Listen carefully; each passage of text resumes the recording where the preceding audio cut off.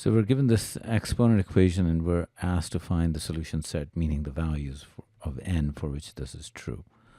So you can certainly plug in the answer choices. That strategy would work, but there's a general way of going about these questions. You'll notice both 27 and 9 can be expressed as powers of 3.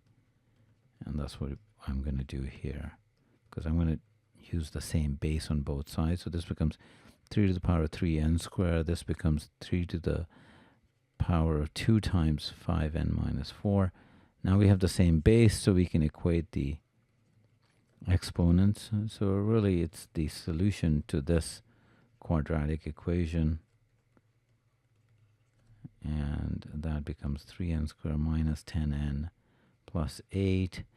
Use whatever method you find convenient. I usually do it by factoring, and in general these types of quadratics are the hardest, where you have a coefficient of the x squared term. So here I need a product of 24. So this is split will be 12 and 2. So minus 12n plus 2n. So the idea is minus 12. Actually, wait. Would that work? Plus 8. No, that's not going to work. So because here it's minus 12 times 2 is minus 24. These two multiply to 24. So that's not going to work. I mean, this is technically the same, but once you go to the factoring step, you'll see you're not going to get the same term. So I just realized it's 6 and 4. Because now both are minus 6 times minus 4 is minus 24. So yeah. So factor 3n here, n plus 2, and then factor, n minus 2. I'm making mistakes. And then n minus 2. So the key thing is when you factor it correctly, that's going to be the same term. And you'll note here, if I did that here, this will be n minus 4. And then if I did a factor to 2, that's n plus 4. So I can't pull out this term. I mean, it is equivalent to the original, but that's not going to lead to our factorization. So now I can pull out the n minus 2.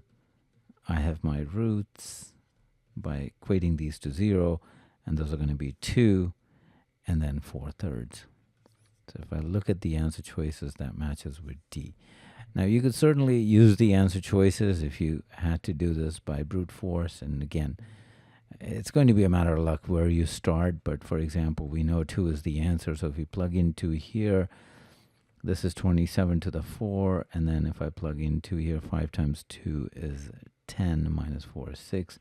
You can use a calculator, or you can use exponent rules to check this.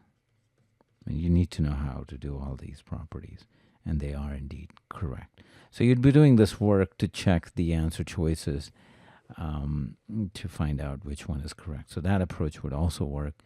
So in summary, the answer is D.